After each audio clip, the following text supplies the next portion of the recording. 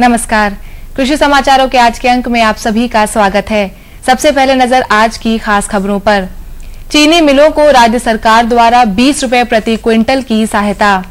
दालों के आयात पर मिलेगी राज्यों को सब्सिडी। न्यूनतम समर्थन मूल्य में प्रदेश सरकार की केंद्र सरकार से बदलाव की मांग। दलहन और सब्जियों के दामों में भारी उछाल। खरीफ की खेती पर दिखने लगा सूखे का असर। और प्रदेश में धान खरीद 1 अक्टूबर से होगी शुरू। अब कृषि समाचार विस्तार से। गन्ना संकट के समाधान के लिए सरकार ने चीनी मिलों को 20 रुपए प्रति क्विंटल की दर से मदद देने का फैसला किया है। यह धनराशि किसानों के बैंक खातों में सीधे पहुंचेगी और इससे कुल बकाया 7,925 करोड़ रुपयों में से 2,100 करोड़ रुपयों की रकम कम होगी। इससे सरकार पर 1,500 करोड़ रुपयों का वित्तीय बोझ बढ़ेगा। चीनी मिल मालिकों से समझौते के तहत चीनी के दाम 3,100 रुपए प्रति क्विंटल से कम रहने पर मिलों को 20 रुपए प्रति क्विंटल की दर से सहायता देने का फैसला किया गया है। इसके लिए मुख्य सचिव की अध्यक्षता में कमेटी का गठन किया गया है, जो बाजार के रेट का अध्ययन कर फैसला लेगी। इससे पहले चीनी मिलों को 20 रुपए प्रति क्विंटल की दर से राहत दी जा चुकी है। इसमें से 11.40 रुपए कर में छूट दी गई है तथा 8.60 रुपयों से गन्ना समिति कमीशन का नगद भुगतान किया जाएगा। दाल की कीमतों में आई भारी तेजी से केंद्र सरकार इसके आयात पर राज्यों को 10 रुपए प्रति किलो की सब्सिडी प्रदान करेगी। उपभोक्ता एवं सार्वजनिक वितरण मंत्रालय के अनुसार पिछले एक सप्ताह में अरहर दाल की कीमतों में 15 रुपए प्रति किलो की वृद्धि हुई है। इसके बाद अरहर दाल की कीमत 140 रुपए प्रति किलो तक पहुंच गई है। यह वृद्धि पिछले साल की कीमतों के मुकाबले 60 रुपए प्रति किलो ज्यादा है। खाद्य एवं सार्वजनिक वितरण मंत्रालय के अनुसार मांग और आपूर्ति में अंतर की वजह से दाल की कीमतों में अभी और वृद्धि के आसार हैं। सरकार ने 5,000 टन अरहर की दाल आयात करने का फैसला किया है। प्रदेश के मुख्यमंत्री ने प्रधानमंत्री से पत्र के माध्यम से कहा कि किसानों को उनकी उपज का लाभकारी मूल्य दिलाया जाए। इसके लिए प्रदेश सरकार द्वारा भेजे गए प्रस्ताव के मुताबिक रबी फसलों के लिए न्यूनतम समर्थन मूल्य में बदलाव की गुजारिश की गई है। मुख्यमंत्री के अनुसार किसानों को लाभकारी मूल्य न मिलने से आर्थिक संकट की स्थिति उत्पन्न हो सकती है। प्रदेश सरकार द्वारा संस्तुत तथा भारत सरकार द्वारा घोषित धान के न्यूनतम समर्थन मूल्य में 920 रुपए, ज्वार में 655 रुपए, बाजरा में 800 रुपए, मक्का में 695 रुपए, उड़द में 1,058 रुपए तथा मूंग में 1,060 रुपए आदि का अंतर है। मुख्यमंत्री के अनुसार कृषि लागत व मूल्य आयोग की संस्तुतियों के आधार पर फसलों का न्यूनतम समर्थन मूल्य उनके भारित औसत उत्पादन लागत से कम 50% से अधिक होना चाहिए। प्रदेश सरकार ने स्वीकार किया कि गत वर्ष की तुलना में दलहन और सब्जियों के दामों में काफी तेजी आई है। सबसे ज्यादा तेजी अरहर के दामों में दिखी। खाद्य व रसद विभाग मंत्री के अनुसार प्याज के दामों में 37%, टमाटर के दामों में 16.2%, अरहर के दामों में 53.56%, उड़द में 39.68% तथा चने में 45.49% तक बढ़ोतरी हुई है। बढ़ती महंगाई पर अंकुश लगाने के लिए जिला स्तर पर राज्य स्तरीय मूल अनुश्रवण प्रकोष्ठ गठित किए गए हैं तथा दाल संग्रहण सीमा लागू करना प्रस्तावित किया गया है। जिलाधिकारियों व मंडलायुक्तों को मूल्य वृद्धि नियंत्रित करने के लिए फैसले लेने को अधिग्रहित किया गया है। देश के बड़े हिस्से में सूखे जैसी हालत का असर दिखाई देने लगा है। खरीफ फसलों की बुआई का रकबा सामान्य से काफी कम हो गया है। देश के 13 जलवायु क्षेत्रों में कम बारिश की वजह से कुल बुआई रकबे में 15% तक की गिरावट दर्ज की गई है। सबसे ज्यादा कमी मोटे अनाज और तिलहन की फसलों में देखी गई है। कृषि मंत्रालय की ओर से जारी ताजा आंकड़ों के मुताबिक सामान्य बुआई रकबे के मुकाबले लगभग 1.14 करोड़ हेक्टेयर में कम बुआई हुई है। मोटे अनाज का बुआई रकबा सबसे अधिक 34 लाख हेक्टेयर तक कम हुआ है। तिलहन की बुआई में जहां पहले बहुत अधिकता आई थी वह सामान्य से कम हो गई है।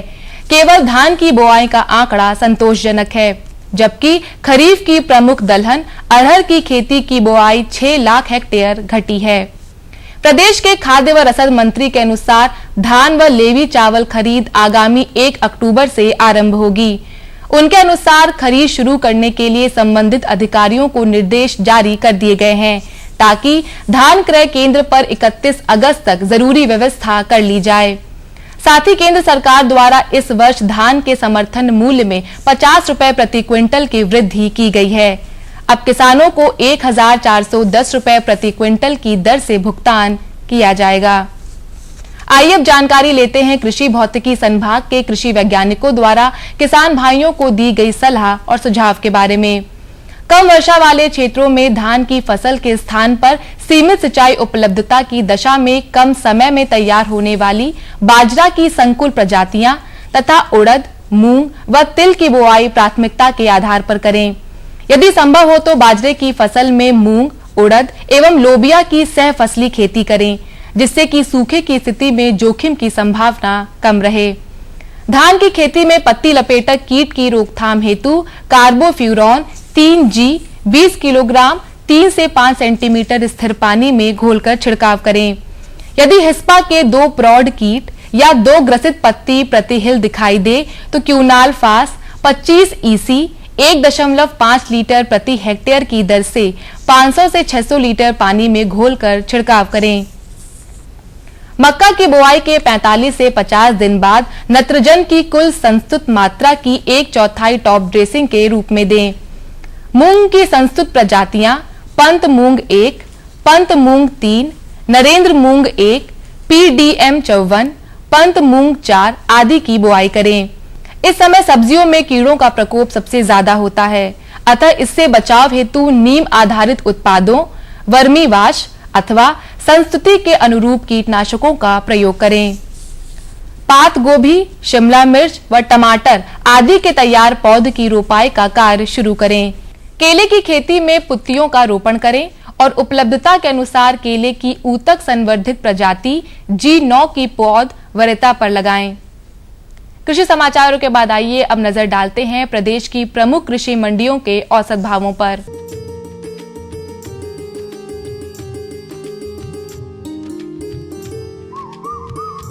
गेहूं एटा की मंडी में 1350 रुपए, फैजाबाद की मंडी में 1440 रुपए, मेरठ की मंडी में 1450 रुपए और सहारनपुर की मंडी में 1480 रुपए प्रति क्विंटल रहा।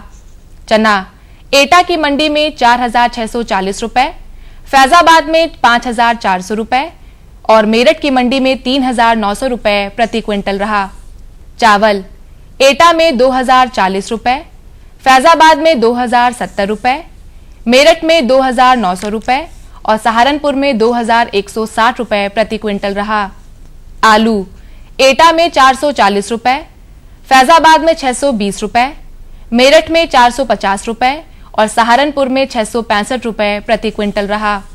टमाटर एटा में 2100 रुपए, फैजाबाद में 1850 रुपए, मेरठ में 1050 रुपए और सहारनपुर में 1350 रुपए प्रति क्विंटल रहा। सेब एटा में 4400 रुपए, फैजाबाद में 4500 रुपए, मेरठ में 3550 रुपए और सहारनपुर में 4140 रुपए प्रति क्विंटल रहा। केला एटा में 1050 रुपए, फैजाबाद में 1850 रुपए, मेरठ में 900 रुपए और सहारनपुर में 1020 रुपए प्रति क्विंटल रहा।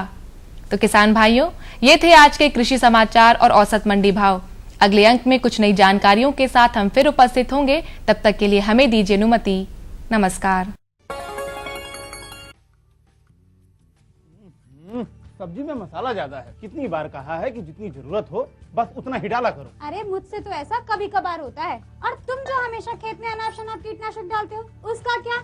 ठीक ही तो कह रही है बहू। देख, खेत में उतनी ही दवा डाल जितनी जरूरत हो। याद रखो, कीटनाशक जहरीले होते हैं। डिब्बे पे लिखी सूचना के हिसाब से ही दवा डालनी चाहिए। पहले फेरोमोन ट्रैप, फ्लाइट ट्रैप, मित्र कीट, जैविक कीटनाशक आदि का इस्तेमाल करें। जरूरत पड़ने पर ही रासायनिक कीटनाशक का इस्तेमाल करें। छिड़काव सुबह या शाम दस्ताने, मास्क और पूरी आस्तीन वाले कपड़े पहनकर करें। हवा की दिशा में छिड़काव करते हुए पीछे जाएं। दवा के डिब्बे, छिड़काव यंत्र सुरक्षित जगह पर रखें। अब कुछ समझे क्या? हाँ समझ गया मेरी रानी, अब ना करो नादानी। इसने पिला दिया ना तुझे पानी। जी जी जी। किससे बात कर रहे थे इतना हंस हंस कर? किसान कॉल सेंटर में विशेषज्ञ से खेती के बारे में सलाह ले रहा था। सुबह भी रात को भी? किसान कॉल सेंटर सुबह 6 बजे से रात को 10 बजे तक खुलता है। रविवार को भी? साल के 365 दिन खुलता है। पर तुम ये सब क्यों पूछ रही हो? मैं तो कुछ और ही समझी थी। कृषि संबंधी समस्याओं का अपनी भाषा में तुरंत समाधान पाने के लिए पूरे भारत में किसी भी फोन से राष्ट्रीय हेल्पलाइन नंबर 1800-180-1551 पर संपर्क करें। अरे सुन तो। मुझे क्या सुनाना चाहते हो? जो सुनाओ मेरी सौतन को। किसको? अरे वही तुम्हारा मोबाइल फोन जिससे सुबह शाम दिन रात चिपके रहते थे और कहते थे किसान कॉल सेंटर से बातें हो रही हैं। अच्छा ये बात है। हाँ क्यों, क्या हुआ? अब बात नहीं होती क्या? अब तो झट से बात हो जाती है। ऐसा क्या? हाँ, अब तो ज्यादा लाइनें और खास तकनीक के कारण खेती के माहिरों से तुरंत बात हो जाती है। और अगर कभी लाइन व्यस्त हो तो अपनी समस्या फोन पर रिकॉर्ड करा दो, वहाँ से फोन आ जाता है और समस्या की हल का मैसेज भी आ जाता है। ये देखो आ गया। अरे वाह, इसका मतलब इंतजार की घड़ी अब खत्म। हाँ, तभी मैं सोचूं कि आजकल मुझ पर इतना प्यार क्यों आ रहा है। कृषि संबंधी समस्याओं का अपनी भाषा में तुरंत हल पाने के लिए पूरे भारत में किसी भी फोन से हेल्पलाइन नंबर पर संपर्क करें। किसानों का दोस्त किसान कॉल सेंटर।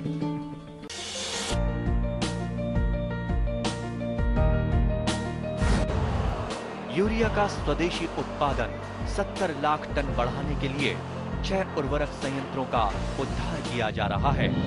FCIL के गोरखपुर, सिंदरी, तलचर और रामागुंडम संयंत्र, HFCL की बरौनी इकाई और BVFCL की नामरू फोर्थ। सोने पर सुहागा ये है कि देश में अब बनेगा सिर्फ नीम लेपित यूरिया, क्योंकि इससे होगा किसानों का फायदा ही फायदा। अनाज का उत्पादन 10% तक बढ़ेगा। बढ़ेगी 10 से 15% नाइट्रोजन क्षमता।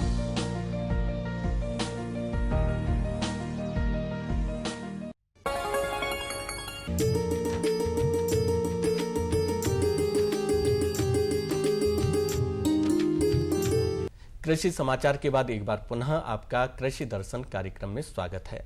बहनों भाइयों, कहते हैं कि बिंदु बिंदु से सिंधु बना है और सिंधु सिंधु से ये बादल और बिंदु बिंदु से निर्झर झरता बहता सरिता का जल। अभिप्राय ये है कि पानी की एक एक बूंद हमारे लिए बहुत अनमोल है और ये बरसात का मौसम चल रहा है। ऐसे मौसम में पानी की एक बूंद भी बर्बाद ना होने पाए, ऐसा हम सभी का प्रयास होना चाहिए। लेकिन यह कार्य हम कैसे करें, इसकी सही जानकारी होना बहुत आवश्यक है। तो इसी परिप्रेक्ष्य में आज हम आपको जानकारी दिलवाने जा रहे हैं वर्षा जल संचयन, और इस विषय पर जानकारी देने के लिए आज हमारे बीच में उपस्थित हैं सिंचाई विभाग उत्तर प्रदेश के प्रमुख अभियंता एवं विभागाध्यक्ष सेवानिवृत्त एवं वर्तमान समय में केंद्र सरकार के जल संसाधन मंत्रालय के सलाहकार अवध नरेश गुप्ता जी। गुप्ता जी, आपका बहुत बहुत स्वागत है। नमस्कार सुनील जी, दर्शकों को भी नमस्कार। गुप्ता जी, सबसे पहले हम ये जानना चाहते हैं कि वर्षा जल संचयन, इसका अभिप्राय क्या है? देखिए सुनील जी, जैसा अभी आपने बताया कि वर्षा के एक एक बूंद की हमारे लिए कितना महत्व है, उसके लिए वर्षा के जल का संग्रहण करना, उसका संचयन करना, उसको बहकर निरर्थक न जाने देना ही वर्षा जल संग्रहण का अभिप्राय मुख्यतः यही है। जी जी। गुप्ता जी, वर्षा जल संचयन की आवश्यकता क्यों महसूस हुई? देखिए सुनील जी, मुख्य बात यह है कि पानी की जो आवश्यकता है वो असीमित है। देश की जनसंख्या आज़ादी के समय जो 30 करोड़ थी, आज बढ़कर के हमारी 125 करोड़ 130 करोड़ के आसपास पहुंच रही है। तो पानी की आवश्यकता, जल की आवश्यकता जनसंख्या के दृष्टिकोण से, उसके लिए अन्न उपजाने के लिए, हमारे उद्योग धंधों के लिए और उसके भरण पोषण के लिए पानी की जो आवश्यकता है ये बढ़ गई है। जल के स्रोत सीमित हैं। जो जल प्राप्त होता है नदियों से प्राप्त होता है मुख्यतः। जो नदियां ऐसी हैं जो वर्षा काल से सींच हो जाती हैं, जिसमें वर्षा का पानी आता है। कुछ नदियां ऐसी हैं जिसमें बर्फ़ के पिघलने से पानी आता है, तो वो स्रोत हमारे सीमित हैं। तो इस प्रकार कौन से ऐसे तरीके हैं जिससे कि हम अपने पानी की मांग को पूरी कर सकें और पानी के दुरुपयोग को रोक सकें। जी। इसके लिए हमारी निगाह जो है वर्षा के जल की ओर ही जाती है कि वर्षा से जो जल प्राप्त होता है किसी भी प्रकार हम उसका संचयन कर सकें, ताकि हम अपने उन स्रोतों को, उस एकत्रित किए हुए पानी को अपनी आवश्यकता के अनुसार, चाहे वो किसी भी प्रकार का प्रयोग हो, खेती बाड़ी के लिए प्रयोग हो, घरेलू कार्यों के लिए प्रयोग हो, अपने घर आंगन को उसके के लिए प्रयोग हो, उसको हम प्रयोग कर सकें। तो इसलिए आवश्यकता ये है कि पानी की जो हमारी मांग बढ़ी है उसको दृष्टिगत करते हुए वर्षा जल संचयन अपरिहार्य हो गया है। किसी भी प्रकार हमें ये प्रयास करना है कि पानी बह करके, वर्षा का जल बह करके निरर्थक नदियों नालियों के माध्यम से समुद्र पर ना जाए, अपितु हम उसका संग्रहण करके अधिक से अधिक प्रयोग कर सकें। जी, ये इसलिए आवश्यकता है। गुप्ता जी, ये तो समझ में आ गया कि वर्षा जल संचयन है क्या, लेकिन वर्षा जल संचयन करें किस तरह से? देखिए, इसके लिए जो है पानी के संग्रहण के लिए हमें अपने जितने भी साधन हैं उनको हम प्रयोग करते हैं। नदियों से बहने वाला पानी को रोकने के लिए, उसको एकत्रित करने के लिए उनमें बांध बनाए जाते हैं। उत्तर प्रदेश में 71 बड़े बड़े रिजर्वायर्स ऐसे हैं, बड़े बड़े ऐसे जलाशय हैं बनाए गए हैं जिससे कि उस नदियों के पानी को एकत्रित किया जाता है। इसी प्रकार अन्य साधनों से जो खेतों में बंदियां बना करके उनको उस पानी को एकत्रित किया जाता है। तो वर्षा के पानी का जो नदियों का कैचमेंट एरिया होता है, जिससे बह करके पानी उनमें नदियों में आता है, तालाबों में आता है, और छोटे छोटे नालों के ऊपर चेक डैम बना करके, ऐसे नाले जिनमें कि जो बरसात के समय उफन कर आते हैं मगर बाकी साल के बाकी समय में वो सूखे पड़े रहते हैं, तो ऐसे नालों पर चेक डैम बना करके उस वर्षा के जल का हम उसको संग्रहण किया जाता है। बड़े बड़े जलाशय बना करके, जल का नालों पर चेक डैम बना करके, खेतों में, ग्रामीण क्षेत्रों में बंदियां बना करके, तो ये तो ग्रामीण क्षेत्र में हम इस प्रकार से पानी एकत्रित करते हैं। इसके साथ साथ अब जो शहरीकरण की दौड़ में जो नई नई कॉलोनियां बन रही हैं, सोसाइटीज बन रही हैं, मल्टी स्टोरीड बिल्डिंग्स बन रही हैं, उसमें पानी के वर्षा के जल को संग्रहण करने के लिए, उस पानी को, वर्षा के जल को एकत्रित करने का भी उसमें एक व्यवस्था उसमें रखी गई है। तो किस तरह की व्यवस्था है? तो इस व्यवस्था ये है कि अब जो भी सोसाइटी बने, जो भी नई कॉलोनी बने, उनमें उनको ये अपनी एक अंडरटेकिंग देनी पड़ेगी, ये व्यवस्था बनानी पड़ेगी कि साहब हम ये इस बात को सुनिश्चित करेंगे कि हमारी कॉलोनी में जो वर्षा का पानी एकत्रित होगा उसका हम संचयन करेंगे, उसका हम प्रयोग करेंगे, उसको निरर्थक बह करके नालियों के, नदियों के माध्यम से हम नहीं जाने देंगे। तो इस प्रकार किसी भी अन्य सब स्रोतों से वर्षा के पानी का हमें सदुपयोग करना है, ना कि उसको बह करके जाने देना है। जी, गुप्ता जी, जो भूगर्भ जल स्तर लगातार कम होता जा रहा है, उसको सही करने के लिए हमें क्या करना चाहिए?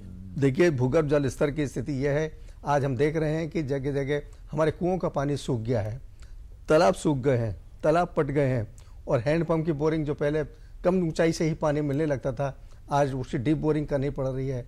इसका कारण यह है कि जो हमारा भूगर्भ जल की जो सतह है वो नीचे चली गई है, क्योंकि पानी के स्रोत का अत्यधिक उसमें दोहन हुआ है, जिसके लिए सबसे अधिक आवश्यकता यह है कि हम उसको किसी प्रकार उसको पुनर्जीवित करें, उसको रेस्टोर करें, भूगर्भ जल की जो सतह है उसको रिचार्ज करें। तो उसको रिचार्ज करने का तरीका यही है कि हम उसमें रिचार्ज के लिए पानी को संग्रहित करें। अपनी जितनी भी वाटर बॉडीज हैं, पानी वाले जितने भी वो हैं, चाहे वो जलाशय हों, नहरों का भी जाल हो, और हमारे चेक डैम हो, बंदियां हों, और उनमें पानी को एकत्रित करें, उस पानी को प्रयोग भी करें।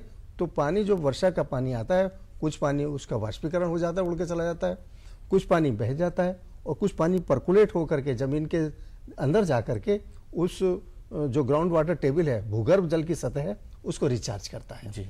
तो कहने का तात्पर्य यह है कि हमें किसी प्रकार से प्रयास करके पानी के जल को निरर्थक बह जाने से यदि हम रोकेंगे तो उससे जो भूगर्भ जल की जो सतह है उसको भी जो है पुनर्जीवित करने में लाभदायक साबित हो। गुप्ता जी, अगर हम अपने प्रदेश की बात करें, यानी उत्तर प्रदेश की अगर बात करें, तो हमारे प्रदेश में जो नहरें हैं, क्या वो पूर्णतः वर्षा के जल संचयन की क्षमता रखती हैं? देखिए, ऐसा है कि हमारे प्रदेश में आज की स्थिति में करीब 74,000 किलोमीटर, 74,000 किलोमीटर लंबी नहरों का जाल बिछा हुआ है। हमने अभी तक 127 लाख हेक्टेयर सिंचाई क्षमता सृजित कर ली है, ताकि प्रदेश की जो है धन की उसके अन्न की मांग को जो है पूरी की जा सके। 30,000 ट्यूबवेल राजकीय नलकूप हैं, प्राइवेट नलकूपों के अलावा, और चेक डैम्स हैं, और 71 जलाशय हैं।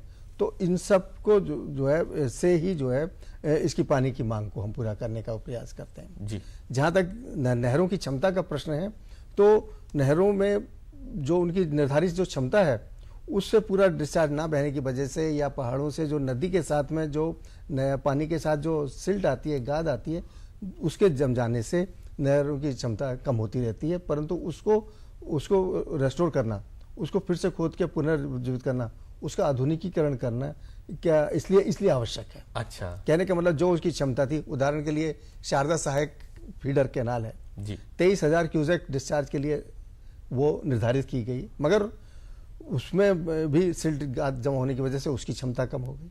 आज की तारीख में 17,000 18,000 पे चल पा रही है। तो इस प्रकार जो पुरानी नहर प्रणालियां हैं हमारी, जैसा कि मानव सिंचाई विभाग का इतिहास जो है वो काफी पुराना है, 1818 से 1823 से चल रहा है, तो उनको साथ के साथ आधुनिकीकरण हमको करना पड़ता है, तभी हम अपनी पूरी क्षमता, आज की तारीख में हमने 127 लाख हेक्टेयर सिंचन क्षमता सृजित कर ली है, परंतु सींच हम जो है 75 लाख हेक्टेयर ही कर पा रहे हैं जी। तो इसको गैप को कम करने के लिए हमें अपनी जो नहरों की क्षमता है उसको रेस्टोर करना, अपने जलाशयों की क्षमता को रेस्टोर करना आवश्यक है। जी गुप्ता जी, आपने इतनी उपयोगी जानकारी हमारे बहन भाइयों को दी, इसके लिए आपको बहुत बहुत धन्यवाद। धन्यवाद सुनील जी।